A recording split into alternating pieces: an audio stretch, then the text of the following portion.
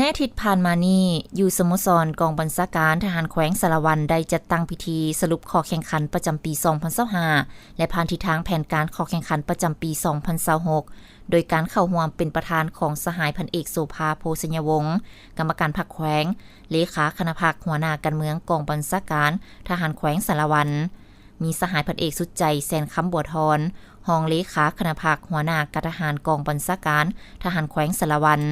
มีคณะประจำพรรคคณะพรรคคณะบัญชากองบัญชาการองค์การ5ห้องคณะพรรคกองบัญชาการทหารเมือง8ตัวเมืองกองพันรวมโรงเรียนโรงหมอกองห้อยเอกราชเข้าร่วมสหายพันเอกวิไลพิมพ์วงศ์คณะประจำพรรคหัวหน้าห้องการเมืองกองบัญชาการทหารแขวงสารวันได้ผ่านบทสรุปผ่านการจัดตั้งปฏิบัติข้อแข่งขันประจำปี 2025พร้อมทางผ่านทิศทางแผนการปี 2026โดยปฏิบัติตามคำสั่งแนะนำของกรมใหญ่การเมืองกองทัพฉบับเลขที่150/กมท.ลงวันที่13ธันวาคมปี 2025ว่าด้วยการเปิดขบวนการแข่งขันสร้างผลงานคำนับหับตอนวันสำคัญของชาติของพรรคของกองทัพติดพันกับการแข่งขันรักษาและพัฒนาเพื่อเป็นการสรุปการจัดตั้งปฏิบัติขบวนการข้อแข่งขันในทั่วกองบัญชาการทหารแขวงสารวันประจำปี 2025และวางข้อแข่งขันประจำปี 2026ทั้งเป็นการประกอบส่วนเข้าในการจัดตั้งปฏิบัติกองประชุมใหญ่ครั้งที่11ของศูนย์กลางพรรคมติครั้งที่10ขององค์คณะพรรคแขวง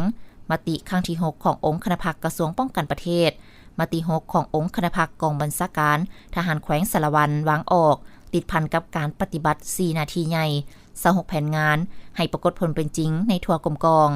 โดยคณะพรรคคณะบัญชาพนักงานหนักหบต่างก็ได้ยกสูงความรับผิดชอบด้านการเมืองเข้าในการศึกษาอบรมการเมืองแนวคิดกลายเป็นขบวนการหนึ่งที่เฮ็ดเป็นปกติและต่อเนื่อง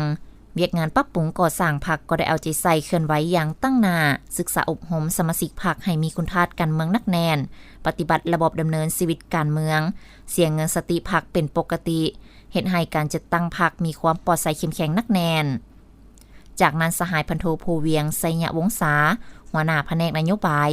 ได้ผ่านข้อตกลงของคณะปกครองแขวงว่าด้วยการอนุมัติย่องยอคันแขวงให้บุคคลของกองบัญชาการทหารแขวงสารวันที่มีผลงานดีเด่นในการจัดตั้งปฏิบัติหน้าที่เวกงานประจำปี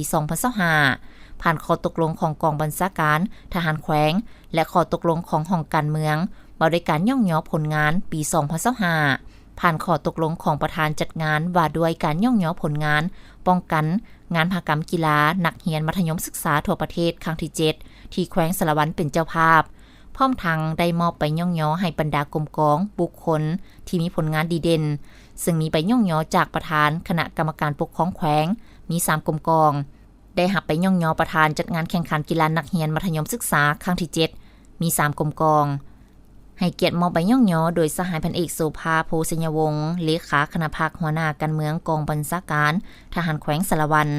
ให้เกียรติใบย่องยอคันกองบัญชาการทหารแขวงโดยสหายพันเอกสุดใจแสนคำบัวทรโดยมีต่างหน้าจาก5กรมกองที่ได้รับการย่องยอขึ้นรับให้เกียรติกล่าวมอบใบย่องยอคันห้องการเมืองสหายพันเอกวิไลพิมพ์วงศ์โดยมีต่างหน้าจาก5กรมกองขึ้นรับพร้อมกันนี้ก็ยังได้มีต่างหน้าจากบรรดากรมกองจากห้องการเมืองกองบัญชาการทหารเมืองกองพันน้อยกองห้อยเอกราชและแผนกสาวหนุ่มขึ้นเซ็นบทบันทึกข้อแข่งขันร่วมกัน